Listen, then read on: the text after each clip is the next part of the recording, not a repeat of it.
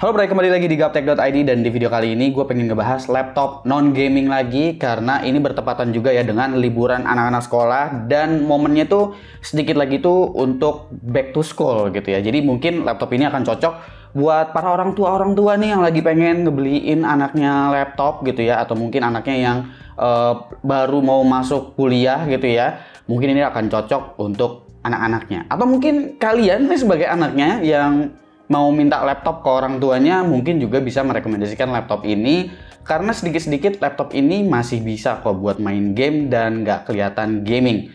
Laptopnya apa? Ini adalah HP Pavilion Aero 13 BE2001AU. Jadi tanpa perlu basa-basi lagi, mari kita bahas laptop yang satu ini mulai dari desainnya dulu. Seperti apa? Pavilion Aero ini memang terkenal laptop yang tipis dan juga ringan. Terutama ringan sih, karena dia didesain dengan bahan magnesium yang memungkinkan laptop ini memiliki build quality yang rigid tapi bobotnya masih tetap ringan. Pavilion Aero juga udah menggunakan logo HP yang baru ya kali ini, tanpa lingkaran, yang dimana sekilas laptop ini jadi terlihat seperti HP Envy ataupun Spectre. Bezel-bezelnya juga kali ini udah cenderung lebih tipis, terutama di bagian bawahnya juga, jadi hampir nggak kelihatan bezel gitu. Logo HP-nya mengecil di bagian layarnya. Untuk dimensinya ada di angka 29,76 x 20,9 x 1,69 cm dengan berat 1 kg aja. Secara ketebalan memang laptop ini nggak bisa dibilang super tipis, tapi bobotnya sangat-sangat ringan. Untungnya HP seperti biasa cukup pinter ngasih desain yang nggak ngebikin laptopnya berkesan tebel.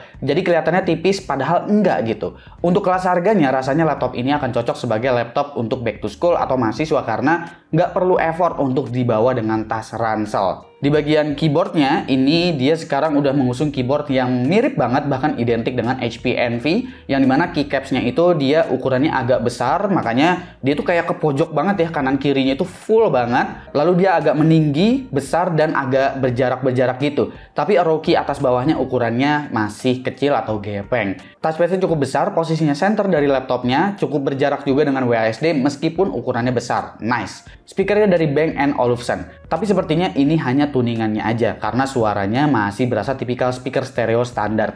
Jadi tuningannya ini bisa berasa nyaring tapi nggak cempreng aja. Di bagian I/O-nya ini gue nggak bisa bilang lengkap banget. Memang ada USB Type-C, ini udah punya dukungan 10 Gbps. Untuk USB Type-A-nya itu hanya 5 Gbps saja, bukan 10 Gbps juga. Audio jack tersedia, ada HDMI 2.1, jadi poin plusnya ini kalau misalkan kalian menggunakan proyektor, kalian nggak butuh dongle lagi. Tapi memang absen untuk SD card. Padahal sayang banget nih, misalkan laptop ini dipakai buat kebutuhan desain, layarnya udah sangat-sangat mumpuni. Karena layarnya ini dia punya 100% sRGB untuk color gamutnya, resolusinya ada di 1920 x 1200 dengan ukuran 13,3 inch dan juga refresh rate 60 Hz. Punya dukungan FreeSync meskipun ini 60 Hz ya, tapi FreeSync bisa kepake juga untuk penghematan baterai karena refresh rate-nya itu adaptif. Untuk webcamnya ini dia punya resolusi 720p dan menurut gua kualitasnya masih agak kurang ya. Gambarnya tuh kayak pada ngeblur semua gitu, semisal ruangannya tuh pada remang-remang. Jadi memang mau di-push untuk ngasih terang, tapi akhirnya untuk detail-detailnya itu jadi menghilang gitu. Dan sebenarnya gue berharap di budget segini HP ngasih webcam yang memang resolusinya itu adalah Full HD. Karena kayaknya laptop ini untuk anak sekolahan, untuk mahasiswa pasti bakalan kepake banget nih webcamnya untuk online meeting ataupun untuk ya kegiatan-kegiatan lainnya lah, yang dimana sekarang udah sering banget memanfaatkan webcam dan juga software-software video call gitu. Untuk spesifikasi ini menggunakan platform AMD ya. Ini menggunakan AMD Ryzen 5 7535U dengan AMD Radeon Graphics yang isinya itu adalah RDNA 2 dengan 6 compute unit, RAM-nya 16GB LPDDR5 6400 MHz dual channel, NVMe PCIe Gen 3 SSD 512GB, ada Wi-Fi 6 dengan Bluetooth 5.3, SD webcam tadi include dengan Windows 11 plus Office Home Student. Untuk opsi upgrade, tentu kalian hanya bisa upgrade untuk SSD-nya aja. Dukungan NVMe SSD-nya yang ada di sini bisa kalian gunakan itu adalah NVMe PCIe Gen 4 sebetulnya. Tapi memang SSD bawaannya hanya NVMe PCIe Gen 3 aja. Dan sebetulnya itu agak disayangkan, karena biasanya HP nggak pernah nge-nerf untuk NVMe SSD-nya. Jadi mungkin ini untuk memangkas budget ya, karena untuk platform AMD dengan AMD Ryzen 7000 series, apalagi ada RDNA 2-nya, itu biasanya memang mengharuskan untuk pakai platform memori DDR5.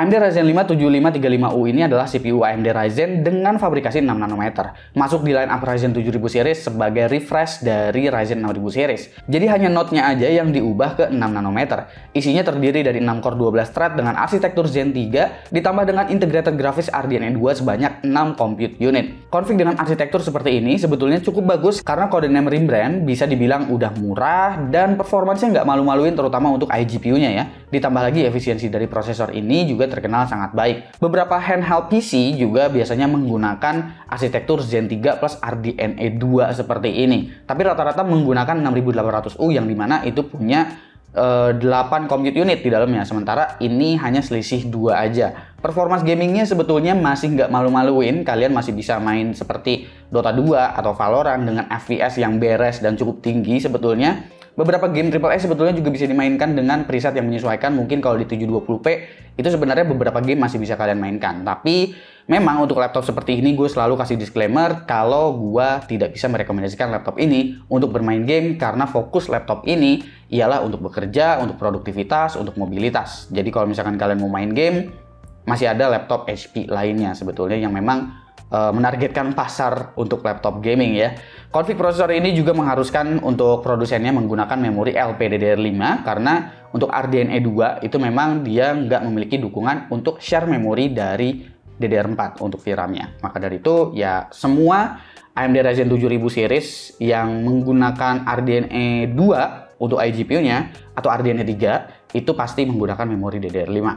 Nah, menariknya di bagian baterai, ini laptop tuh baterainya kapasitasnya kecil sebenarnya, 43 Wh, tapi kalian masih bisa mendapatkan daya tahan baterai sekitar 10 sampai dengan 11 jam untuk video playback, Wi-Fi aktif dengan internet dan brightness 50%. Jadi ini menarik banget. Ditambah lagi juga untuk performance on baterainya, jika dibandingkan dengan kalian colokin power adapter, itu performanya nggak turun-turun banget ketika kalian menggunakan baterai. Jadi ini bakalan cocok banget semisal kalian mahasiswa yang pulangnya itu mungkin dari pagi bisa sampai sore terus aktif menggunakan laptop, nggak perlu pusing nyari colokan. Atau mungkin di sekolah juga kalau misalkan pakai di dalam kelas itu kan pasti colokan-colokannya sedikit, itu juga jadinya bakalan cocok gitu karena performanya nggak turun begitu banyak, nggak begitu banyak yang dikorbankan dan battery life kalian tuh masih bisa dimanfaatkan. Nggak ada utilities ya di laptop ini, jadi kalau kalian mau pakai power saving ya kalian tinggal pakai power saving yang ada di Windows aja. Jadi ini simple sebetulnya, nggak banyak pengaturan-pengaturan yang advance di laptop ini. Untuk CPU temperaturnya saat menjalankan Cinebench R23 looping selama kurang lebih sekitar 20 menit, di sini kalian bisa lihat bahwa di awal-awal itu CPU-nya bisa menyentuh di angka 85 derajat Celcius dan setelahnya itu hanya di sekitar 65 sampai dengan 70 derajat Celcius aja. Bahkan cenderung di sekitar ratanya itu di 65 derajat Celcius. Ini disebabkan karena CPU-nya itu memang nggak selalu dikasih boosting sama HP. Jadi untuk TDP-nya itu CPU package power-nya ada di sekitar 15 sampai dengan 16 watt aja untuk konstannya. Jadi hanya di awal-awal dia boosting ke 30 watt. Ini juga yang menyebabkan kenapa laptop ini apabila kalian menggunakan power adapter ataupun menggunakan baterai itu perbedaannya nggak gitu jauh. Dan ini cocok untuk kalian yang memang cukup parno dengan CPU temperatur yang tinggi. Meskipun sebetulnya CPU AMD Ryzen itu bisa beroperasi di angka 95 derajat Celcius. Apabila kalian bermain game, ini temperaturnya sedikit lebih tinggi ya, jadi nggak konstan di 65 derajat Celcius gitu, jadi sekitar di 75 sampai dengan 77 derajat Celcius. Begitu pula dengan APU-nya atau integrated graphics-nya. Ya jelas aja sih ini temperaturnya mirip-mirip karena memang ini di dalam satu chipset yang sama alias satu SoC. Untuk productivity, kalian masih bisa manfaatin laptop ini untuk kebutuhan editing, untuk playback lancar-lancar aja karena untuk encoding dan juga decodingnya itu udah cukup bagus, tapi untuk ekspornya memang masih memakan waktu. Ini bisa dimaklumi karena rata-rata CPU 15 watt memang seperti ini. Jadi untuk di Adobe Premiere ekspornya masih tergolong lama. Tapi kalau kalian menggunakan DaVinci, ini ekspornya sebenarnya cepat ya.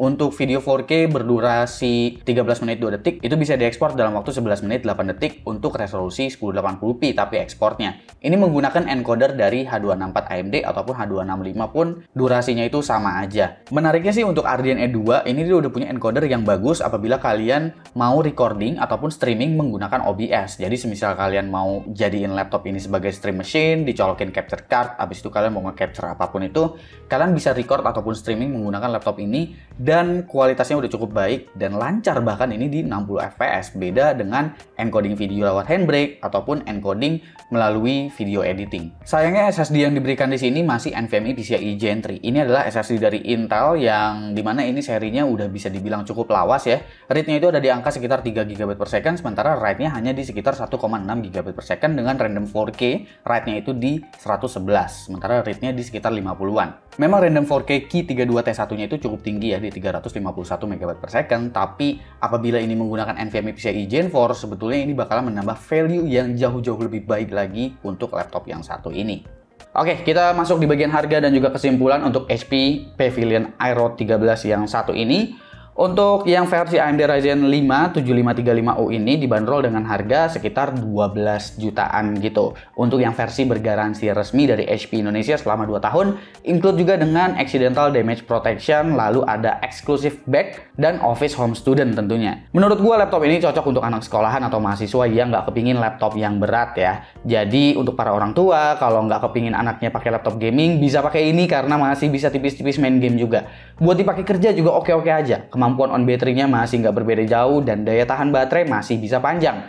Tapi kekurangan dari laptop ini ada di bagian SSD yang masuk dalam kategori pelan. Agak disayangkan karena HP nggak menggunakan NVMe PCIe Gen 4, padahal dukungan laptopnya ada. Lalu webcam juga yang harusnya dikasih kualitas lebih baik dari ini. Semisal webcamnya cuma asal buat dipakai aja sih, ya nggak masalah sebetulnya, masih bisa dikompromikan. Tapi alangkah baiknya di budget 12 juta, kualitas webcamnya kalau misalkan lebih bagus, pasti bakalan jauh lebih menarik lagi ini laptop. Jadi kalau kalian udah bisa berkompromi dengan kelebihan serta kekurangan dari laptop ini, barulah laptop ini mungkin bisa jadi recommended untuk kalian. Komen di bawah menurut kalian gimana soal laptop yang satu ini. Gue Sugi dan seperti biasa, sampai jumpa di lain kesempatan.